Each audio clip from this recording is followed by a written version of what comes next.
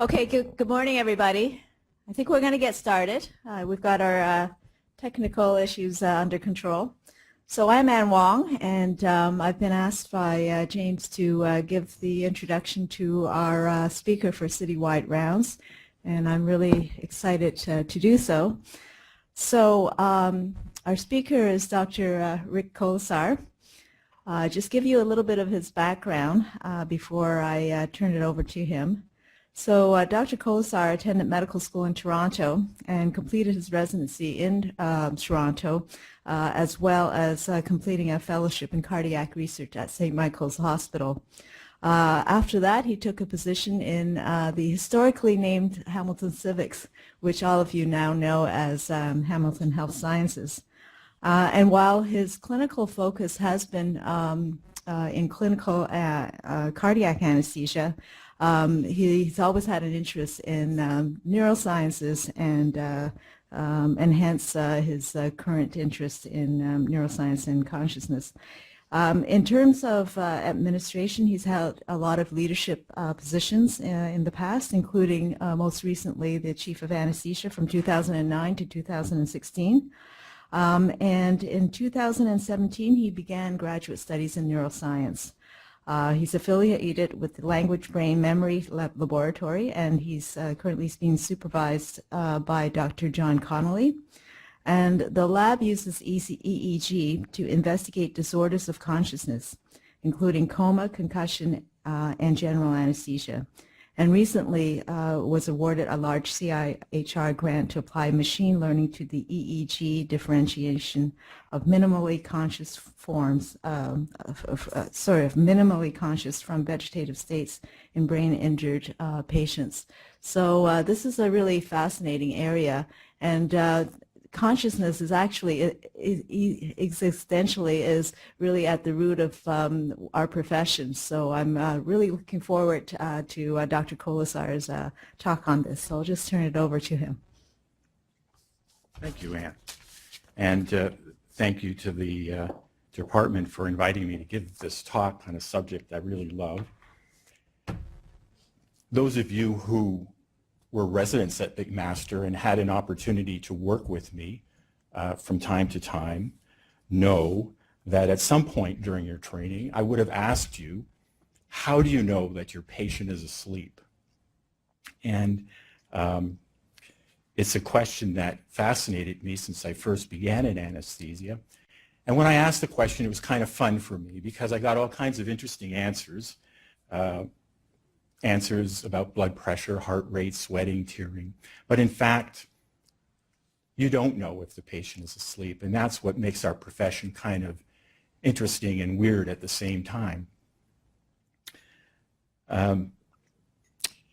Anyway, one of the reasons we don't know if our patients are asleep is because we don't understand what we mean by sleep. We don't really understand the nature of anesthesia-induced consciousness, and until we do, we won't really be able to answer that question. So I'm going to take you on a bit of a tour of where we are right now in understanding anesthesia-induced consciousness. It might be a bit challenging, and that's intentional, but I hope it's fun in the end. This is the code you all need. Hopefully, I'll give you a minute or so to get that down.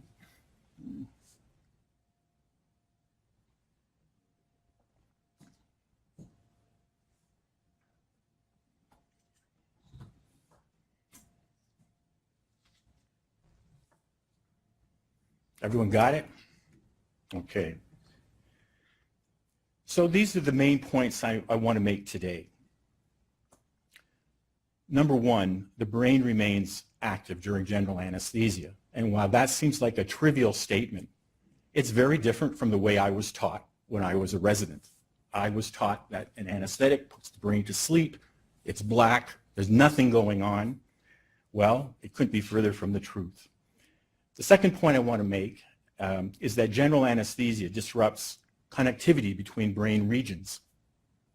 What that means is a lot of the sensations are coming forward to the brain, but the brain isn't really able to do anything with it, and I'll spend a lot of time talking about that. Thirdly, anesthesia-induced unconsciousness is not binary. It's not a switch. It's not off and on. It's a continuum of states. And we'll talk about that as well. Lastly, I'll just touch on the point that general anesthesia is very useful and a very fertile model for investigating disorders of consciousness. Before we go on, though, we have to clarify some terminology. And I have to say that, well, we tend to mix up these terms on a daily basis. They actually have quite specific meanings. So consciousness is any subjective experience, any experience at all. Awareness is actually the content of consciousness. And wakefulness is an autonomic state. It's a state characterized by open eyes and responsiveness to external stimuli.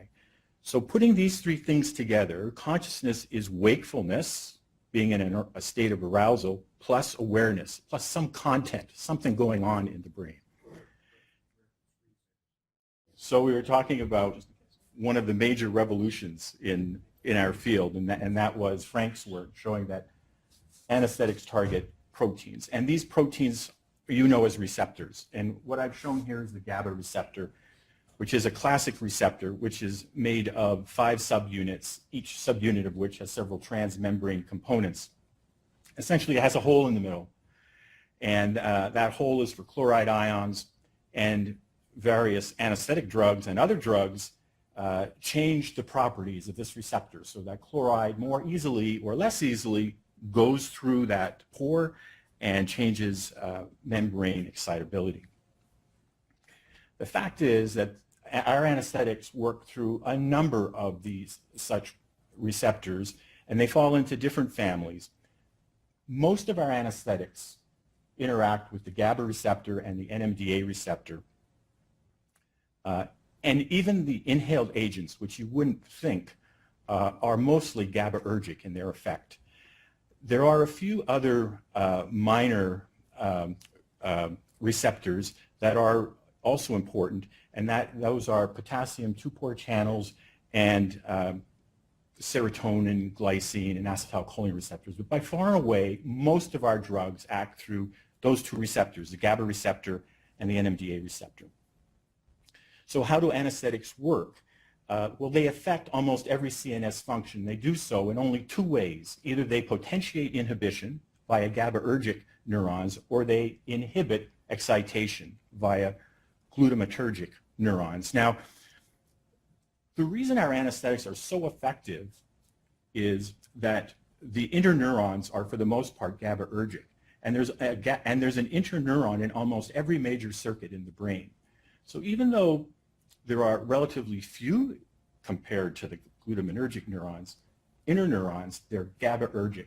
And so our anesthetics can essentially affect every function in the brain, at least in the cortex, let me put it that way. So what anesthetic effects we see are determined by both the distribution and the density of these ionophores or receptors. So in the brainstem and hypothalamus, mostly we see arousal type effects. In the thalamus, we see effects related to the gating and relay of sensory information. And in the cortex, effects related to the integration of sensory information, and particularly with cognitive processes. So I hope everyone has seen this graph at some point, and it shows that anesthetics cause different effects at different doses. So you can see this every day in your practice. When you give an anesthetic, and have the patient breathing spontaneously, and you say you're doing a procedure like an arthroscopy or a minor gynecologic procedure, it's pretty easy to get people to fall asleep, and it's hard to get them to not move. And by the time you get them to not move, usually their blood pressure and heart rate are so low that you start to worry. And that's because the dose response curves for all these processes are very different. So notice that at low doses, we knock out memory first, and then we knock out awareness or consciousness, and almost twice as much anesthetic dose is required to inhibit movement. And by the time we start to affect heart rate and blood pressure, it's twice as much again. just tuck away here the observation that the dose response curve for memory and awareness are very close together. They're not separated by very much, whereas movement is separated quite a bit from those two. So the studies I'm going to show you are all classic studies. There's nothing crazy or weird about the studies I'm going to show you. They all use classic neurobiological methods. Some of what we know is informed by lesions, by producing lesions or spontaneous lesions in the brain, such as trauma, epilepsy, and neurodegenerative disease. Some of the older studies used microinjections, so researchers injected this drug or that drug in a certain part of the brain and studied what happened. There's a certain but small number of molecular studies now involving mRNA and protein expression. But by far and away, the two most prevalent methods of investigating consciousness are the last two: neuroimaging using PET scanning, which relies on glucose metabolism, and fMRI, which relies on the blood oxygen level dependent signal, and electrophysiology. Particularly neuroimaging and particularly fMRI has really taken off in the last 10 years. So research into consciousness, like most of medicine, really focuses on disturbed consciousness. We learn about consciousness by studying conditions which are the opposite of it. And these very nicely fall into three categories: sleep, which is a physiologic disorder. I'm not going to call it disorder, but change. Pharmacologic, being general anesthesia, and pathological, being coma. And researchers in the field of consciousness generally are involved in all three. So, and for reasons which might be clear in a minute. So disorders of consciousness, they share a common phenotype, and I'm going to explain what that means specifically. So on the left panel, you see some ECG tracings, and I'm going to tell you that this tracing here is a patient who is in a surgical plane of anesthesia, and it is exactly the same kind of ECG trace you would see in someone who is comatose. And that looks almost identical to this EEG trace, which is someone who's in stage 3 non-REM sleep. They're indistinguishable, one from the other. And over here on the right panel, I'm showing you some fMRI scans. These are like subtraction scans. So you do an fMRI in an awake patient, then you put them to sleep in some way, and you do another fMRI, and you see how they're different. And probably from the back of the room, it might look to you like this series is not much different from this series. And this series is what your brain might look like under general anesthesia, the black being parts that are inactive, and that is almost the same as what you would see in someone who is in a persistent vegetative state. So when we describe anesthesia for learners, and say anesthesia is a state of pharmacologically, a reversible state of pharmacologically induced coma, it's actually pretty accurate, even though the processes are different, as you'll see. They look the same. So how do anesthetics suppress consciousness? It can only be two ways, but these aren't necessarily mutually exclusive. So anesthetics either suppress specific brain regions, we don't really know what those regions are, or anesthetics may interfere with communication between regions. And we don't really know what those are, and that's where the current study is focused. I'm going to walk you through this. The role of the reticular activating system is unclear. So this is another sort of historical story that gets told as you learn anesthesia, that anesthetics work on the reticular activating system. And it's partially true, but it's mostly untrue. So what I've shown you here is brainstem hypothalamus in arousal, the nuclei that are involved in arousal, and then on the other side, the nuclei that are involved in sleep. There's two important nuclei that are involved in arousal. So it's the pedunculopontine tegmental nucleus and the lateral dorsal tegmental nucleus. And these are cholinergic nuclei. And what they do is they prime the thalamus to sensory stimuli coming up from below. And then there's a parallel system of monoamines, norepinephrine, for example, that don't feed the thalamus but go right to cortex, and they prime the cortex for the thalamic relay for those sensory stimuli. So this is arousal.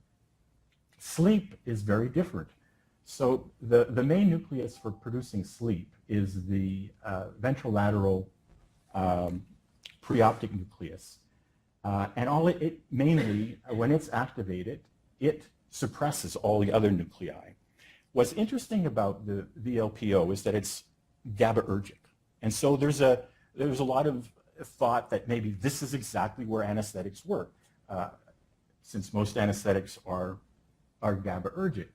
But subsequent studies have shown that if you remove someone's VLPO or it's obliterated by disease, the subject actually becomes hypersensitive to anesthetics. They don't go into a state of extreme arousal. And the orexin system also was of interest. It's very involved in arousal, but blockers of orexin do not produce unconsciousness. So the relationship of these lower nuclei to general anesthesia is not known. I will point out that as far as arousal sleep, these systems function like a switch, so that when the left system is on, the right system is off, and vice versa. And that's why people can transition fairly rapidly from wakefulness to sleep and vice versa, because it is a switch. So the thalamus is also, the role of the thalamus is also controversial, and likely what we see in thalamic function during general anesthesia is indirect. So we do see in particularly PET imaging that thalamic blood flow and metabolism is reduced during general anesthesia. And there were some classic studies showing that if you inject nicotine into the brainstem, or rather into the thalamus, you will reverse sevoflurane anesthesia-induced unconsciousness. And it is known that the thalamus is the origin of the delta waves, which is kind of the characteristic of the EEGs I showed you earlier. However, there are animals and people who don't have thalamuses for various reasons, and they are not unconscious. So there's a lesion study showing that thalamus is not all that important. And I'll show you some studies that show that thalamocortical activity is actually increased during unconsciousness, not decreased. So this is a study by Belli, which was a landmark study in 2007, which really shifted the thinking around anesthesia. And he did this study in patients, in Parkinson patients who had electrodes implanted for deep brain stimulation. And they were coming to the operating room to have a generator pack inserted. So he had the benefit of being able to do, he was in the enviable position of being able to do a surface EEG by just putting electrodes on the scalp and using these implanted electrodes to see what's happening in the deep brain. And so as he anesthetized patients, I can't remember the number, but half were sevoflurane, half were propofol, he demonstrated that the surface EEG changes way before the deep electrodes, deep EEG changes. And he concluded, therefore, that anesthetics work primarily at the level of the cortex, not the thalamus. One thing that's really kind of spooky is that sensory information reaches the cortex during general anesthesia. And this was another important study, an fMRI study in two modalities, the top one being visual stimuli, the bottom one being auditory stimuli during wakefulness and anesthesia-induced unconsciousness. And you can see that they're almost identical. And this is just one of a whole host of papers showing that sensory information continues to flood the brain during general anesthesia. And then there are multiple studies showing that there's actually a loss of connectivity. I'm going to walk you through some of these studies if I can remember them. So this is a study by the first panel, study by Koo, who showed under propofol anesthesia the predominant flow, actually while awake, the predominant flow of information is frontal to parietal. And he showed that during anesthesia, it stops. There's no parietal to, no frontal to parietal flow. And then when the patient wakes up, the normal state comes back and there's a flow of information from frontal to parietal. He used this statistical technique called a symbolic transfer entropy, which is a manipulation of the EEG signal. It's used quite commonly. In another really important study, Boley and colleagues showed that using a physical model of the brain, which is actually a mathematical or computational model, during general anesthesia, propofol anesthesia, the frontal to parietal connectivity goes down. And interestingly, during general anesthesia, thalamo to cortical connectivity goes up. And lastly, a study by Lewis involving another interesting study involving patients who had retractable epilepsy, and they also had implanted stimulating electrodes and other crazy types of electrodes. And this team was able to correlate neuronal spiking with the EEG, which hadn't been done before. And the group showed that on the bottom here, these are the neuronal spikes, that the spikes correlate quite nicely with the troughs in the EEG signal of nearby regions. And so this is red close, blue a little farther away, and green really far away, but showed that this relationship doesn't hold the further you go away from the spiking neuron. So this team concluded that propofol anesthesia in particular fragments the brain. Neurons are spiking as usual, but there's kind of like islands which are separated from each other. So this disrupted connectivity is agent invariant. I've talked mostly about propofol, but it holds true for ketamine and it holds true for sevoflurane. So I showed you a Lee study, again using transfer entropy, showing that during general anesthesia, the frontal to parietal information flow goes down, way, way down, and consistently. The bottom panel just shows that in another way, showing the asymmetry of information flow during general anesthesia. So it doesn't really, this is good. So there are multiple approaches, multiple ways of showing that anesthetics disrupt connectivity, and other studies showing that it doesn't matter what anesthetic you use, that's what's going to happen. I'm going to move into a little more theoretical area and show you that disrupted connectivity actually reduces the repertoire of possible brain states. So imagine during consciousness, you're actually not limited to your anatomy. Your brain has a way of making multiple connections over multiple networks. But during general anesthesia, those roads, those pathways are hugely reduced. And it's illustrated here in these two panels.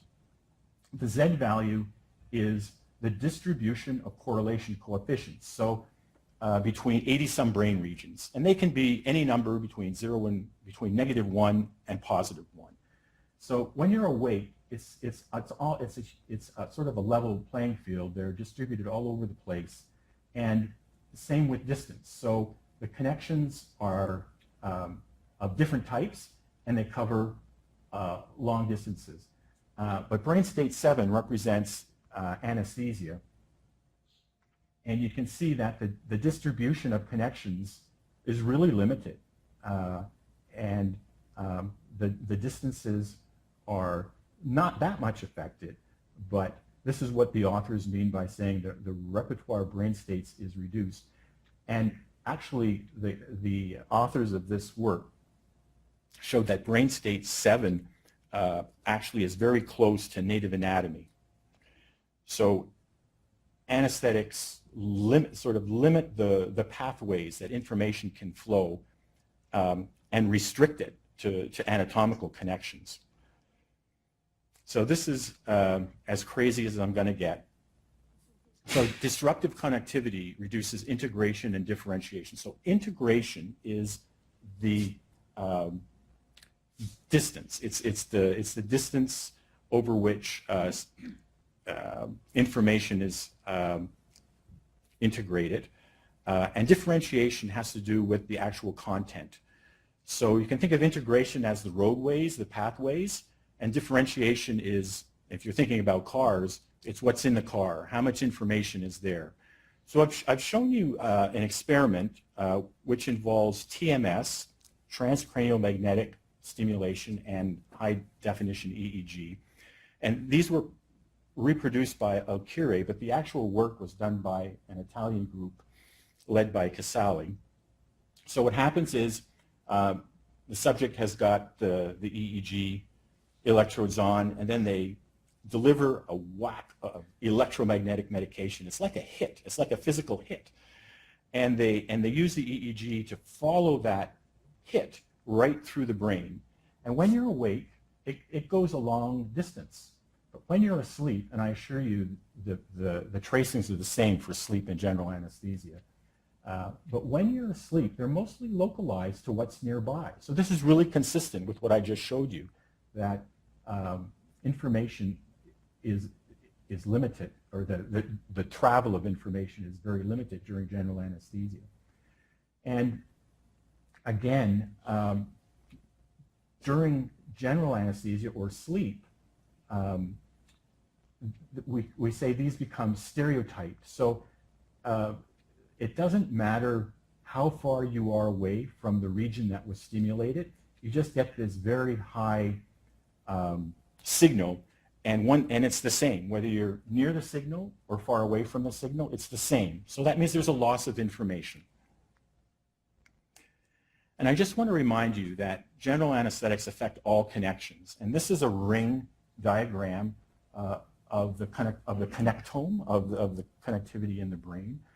And it's informed by anatomy and fMRI. So the model is based on real data. Yellow signifies source, blue is destination. So once again, I'm trying to convince you that there's a flow of information from the front to the back of the head. And these circles here are nodes. And the black lines represent connections between nodes. And what's really interesting is that the most connected part of the brain is the precuneus, which is the medial parietal area. And one of the second most connected areas is the posterior cingulate area. So I don't think you'd say, like if somebody asked you, what's the most active part of your brain? I don't think you would say precuneus. You know, you'd probably pick another part. So that's really interesting to me, at least. So the reason that's interesting is that cognitive binding, which is the process by which stimuli are interpreted, that there are certain connections which seem to be critical for cognitive binding and therefore consciousness, and they are some of the ones I pointed out. So the posterior cingulate cortex gives a spatial context. That's the dorsal part. The ventral part gives some emotionality and self-reflection. And this is precuneus. The medial and the lateral parietal cortex is actually necessary to have an awareness of yourself. And then I talked about the thalamus, how it is still important in arousal. Now, the loss of consciousness, like I said, is not a switch. It happens gradually, and it affects different parts of the brain differently. So focus on the purple, the second panel, the middle one, and what you're seeing is an increase in blood propofol concentration. As the concentration of propofol goes up in your blood, the action of the various monoamines, histamine, acetylcholine, norepinephrine, these are the arousal chemicals, go down. And the connectivity, and this author singled out putamen, amygdala, thoracothalamic connections having to do with the attention, and just total thalamocortical connections goes down. But these are curves. So these all happen gradually, and finally the author correlates these with different behavioral states. So of course when the propofol concentration is low, you're awake, and this author speculates that as it increases, you go through what IFT stands for isolated forearm technique, which is a really weird state of consciousness where you follow commands, but you don't really, during surgery, during anesthesia and surgery, but you're not bothered by the surgery itself, and you have no memory of the whole business, to a dream state and to total unconsciousness. So here's coming to the meat of what I want to say and challenge you with is unconsciousness a lack of memory of the immediate past? So we do know that you require multiple sensory frames to interpret the input. And what general anesthesia might do is impair the acquisition, more likely the storage, of these frames. And so that under general anesthesia, any sensory input that comes to the brain, it lacks a temporal spatial context, and it lacks any relationship to the previous moment. And most people would say that is not experience. If you can't, it would be almost like random things happening in your brain. And so in this sense, unconsciousness becomes the forgotten present, which is just a series of instantaneous moments, which is a really crazy idea. So I want to point out that this concept is different from the concept that people might be fully aware during general anesthesia and simply not remember that. This concept is a concept of a failure of primary memory because of the neurobiology. So experts in this field talk about if that's the case, then what's acceptable? What should you be happy with as an anesthesiologist? And I think there is agreement that what you should be happy with is simply anesthesia that uncouples sensation and perception, so that the sensory input, the pain of the surgery, does not result in any experience of the sensation, even though you as subject, the patient, might have other thoughts, other emotions that are evoked during the procedure, but have nothing to do with the surgery itself.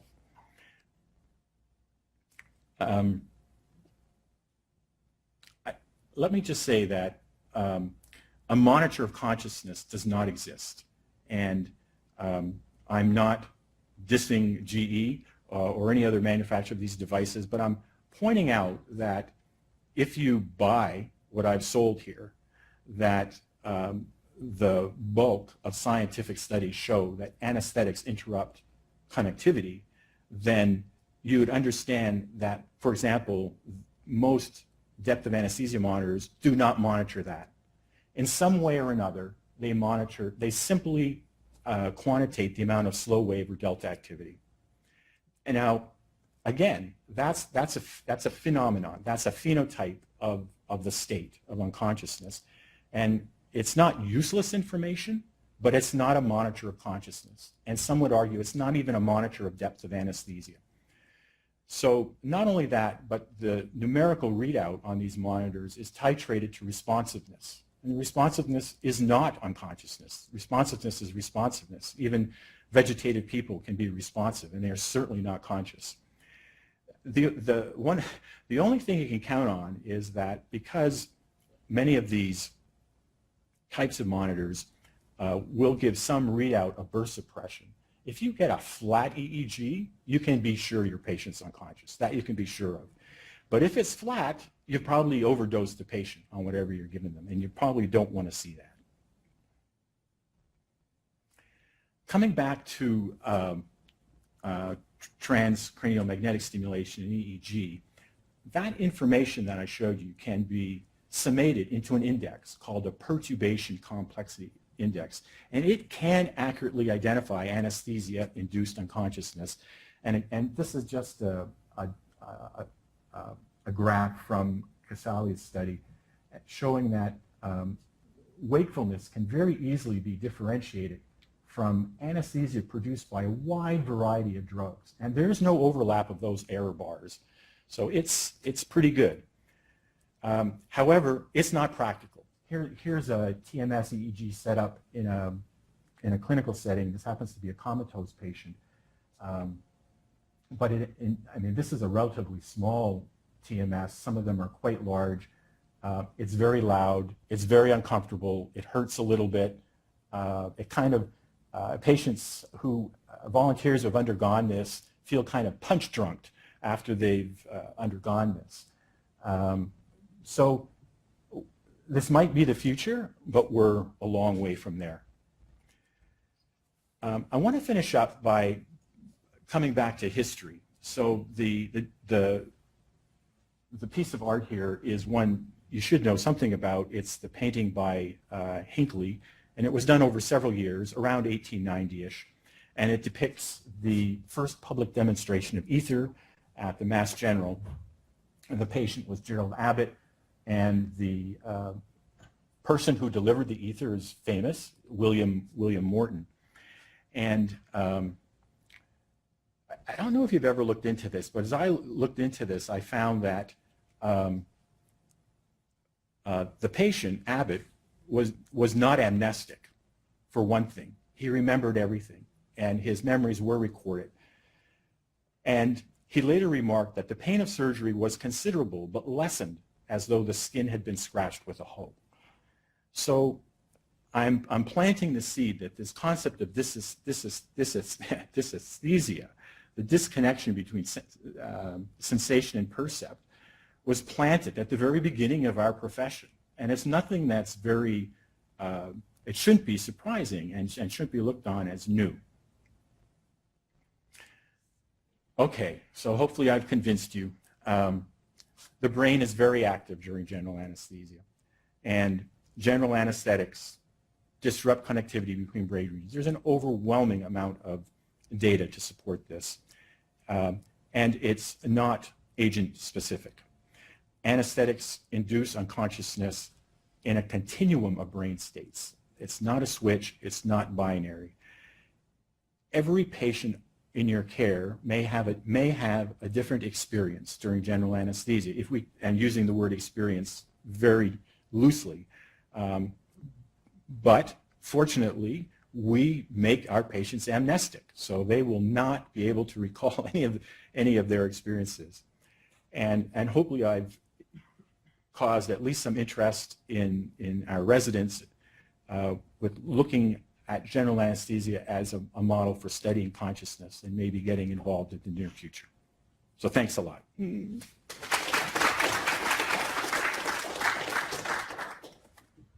very much, for a fascinating talk. Are there any questions? Have they looked in that continuum of consciousness? Have they looked at awareness and maybe ways to know when that's occurring, so that we're not overdosing our anesthetics? Really, that's what we're concerned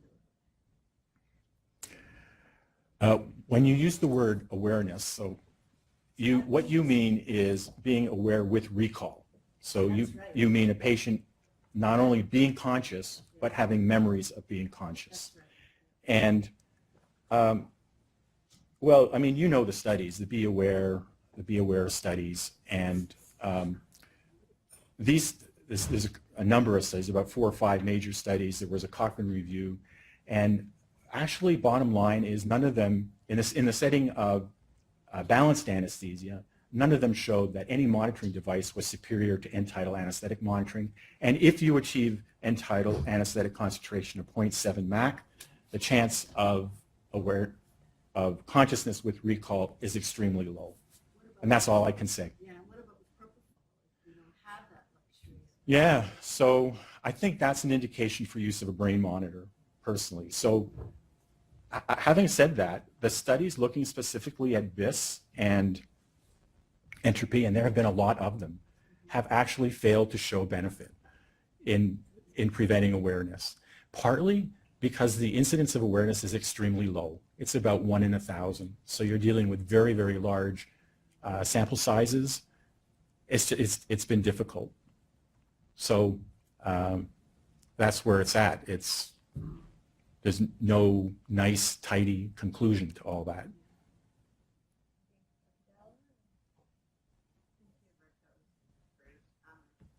Just a question about ketamine in particular. So I find it interesting that you sort of show no matter what we use, the endpoint is the same, basically.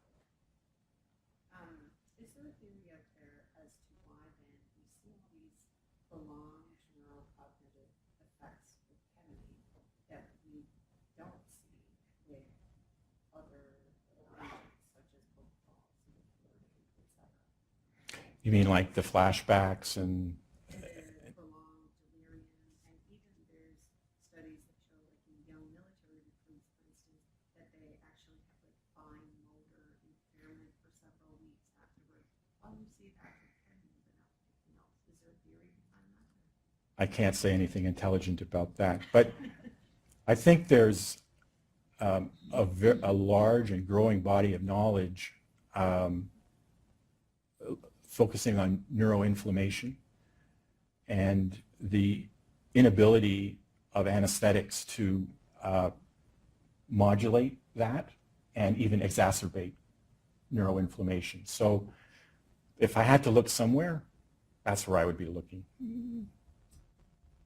In any of these studies, particular delirium studies, it's very difficult to tease out the anesthetic from the surgery, from the patient's underlying condition as well. So what they're saying is that the only patients who are alive are Did you say circ arrest? Well, I wouldn't use only, because it's not unusual. Like, unless you're looking, you can often and unknowing to you produce a flat EEG. You have to look. In fact, during cardiac anesthesia in particular, where you have a whole mix of things, you've got your drugs, you've got the hypothermia, what else is going on? If you use entropy, off our entropy unit, you can monitor burst suppression. At some point during that anesthetic, that patient's EEG will be flat, guaranteed. Well, you see it when they do, but even just when the Sue is doing neuromonitoring, right? Like maybe it's for, I don't know, whatever reason, but she has an EEG going. Yeah, that's right. And then I don't think I have the patient super deep. Yeah. And she'll come over and say, by the way, blood burst suppression. Yeah. But like, I would not know that. I was just going to ask, I'm curious, I mean, we talked about awareness, and those people who have consciousness and recall. Have there been any MRI studies looking at those individuals where you exclude kind of, inappropriate anesthetic dose to look at whether or not they have some kind of common difference? Like, it sounds like there isn't anyone who isn't responsive to the anesthetic. It's just the depth of it. And I'm curious if there's ever been anyone in like an isolated case who has a lesion who they've not been booked. I haven't seen any studies like that. As you know, most cases of unintended awareness have to do with inappropriate dosing.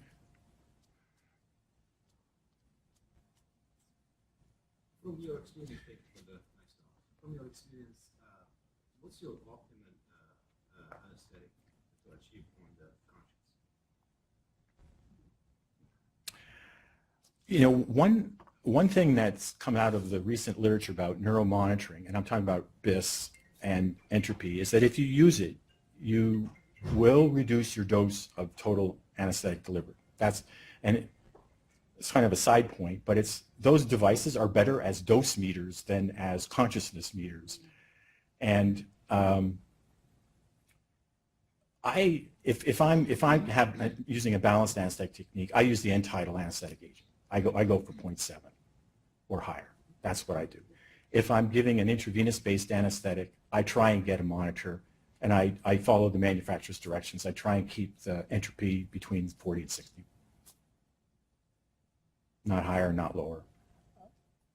I was just going to say that I guess it depends how you define consciousness, but if consciousness is defined as a flow of information in the brain, then it's difficult to measure if any of these things. Right? That's what I said.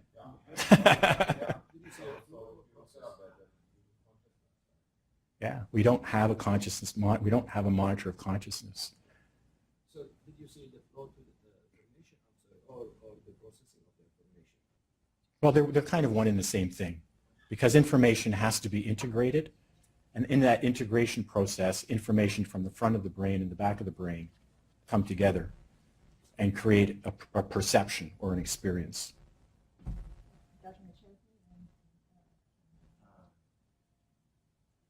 Even in people who are apparently amnestic after general anesthesia, have you read of any evidence to suggest that there's learning that goes on in this active brain that would perhaps manifest in a different way, maybe with anxiety or some other phenomenon?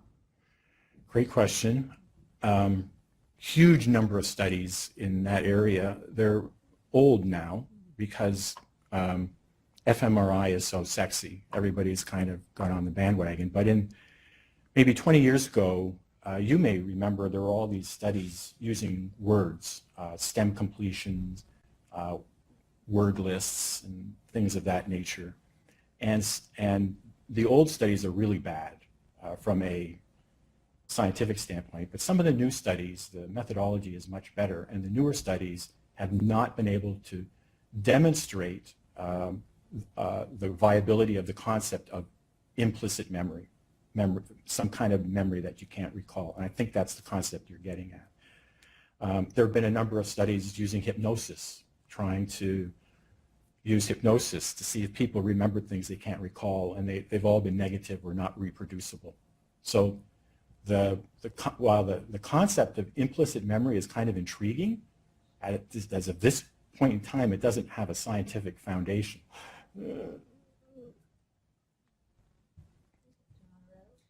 so my question is Andrea's? Yes. Well, Andrea, in those ketamine studies with the persistent side effects, do you know if ketamine was used by itself? Or was ketamine used by itself or along with narcotics and benzos or some other anesthetic? Or was that like the sole drug? I don't recall from the study I was talking about with the military recruits, but I think some of that was actually like data from, your leg gets blown off in the field, so we give you iron ketamine. And that was So I all would by assume itself. then there's not a lot else. Because it wouldn't be Yeah. surprising if it was given alone. But there is, I'm trying to remember if it was in one of our big name journals, like last year. It was either the New England Journal or it might have been Nature. It was in one of the, but it was about a small dose of ketamine and preemptive analgesia. And it was sort of like the defining study saying that it didn't have a huge benefit in terms of analgesia, but a lot of people had an increased incidence of prolonged delirium. So in that setting, it was in combination with general anesthesia.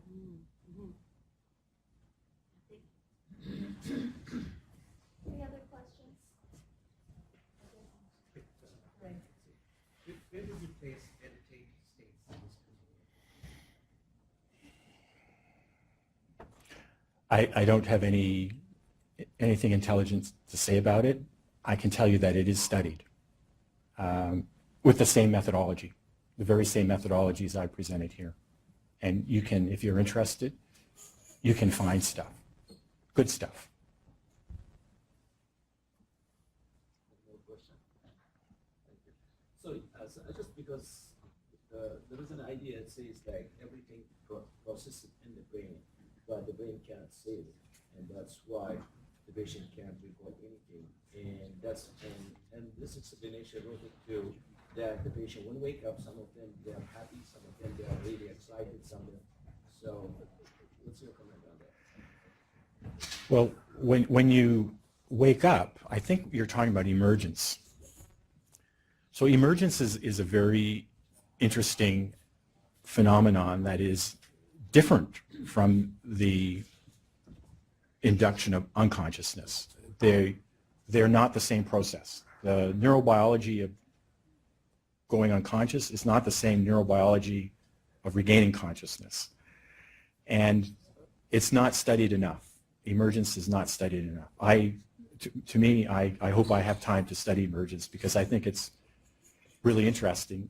I mean, the way I think about this in my simple mind is that during anesthesia, everything's disconnected. And as you emerge, connections come back, but they don't always come back the same way from individual to individual, or in the same individual, they don't always come back in the same order or in any defined order. So, you know, one of the things you have experienced, everyone in this room has experienced, is that you wake a patient up and they're crazy, especially children. Children are known for that. And people in the room are shouting at them, lie still, don't move. Well, they're actually unconscious. They don't hear a word they hear it, but they don't process a word you're saying, because they have progressed into a state of responsiveness where they're responding to their environment. For the most part, I'm going to say it's primitive. They're actually trying to protect themselves in a very primitive way from what their brain sees as an insult. And they often, even adults, will not regain consciousness until they're in recovery room for a few minutes. So, and as you said, I mean, some people wake up like kind of on the violent side, and other patients wake up very peaceful and placid. And I think it just has to do with how those connections come back together. How those connections come back together has something to do with the way your brain is put together in the first place. And that's another interesting area of research. And I'm thinking of people who have neurodegenerative disease, for example. Their brain isn't going to come back together, someone who's demented, the same way as someone who isn't demented. Rick, I would argue that how people wake up depends greatly on your emergence technique, because all have lots of patients who say, you know, they punched the nerves, they were violent.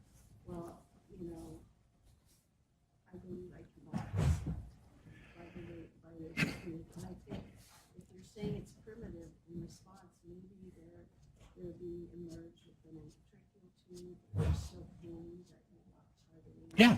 And therefore, that's what they're responding Yeah. to. And if you eliminate those Yeah. by your technique, Yeah. you can modify.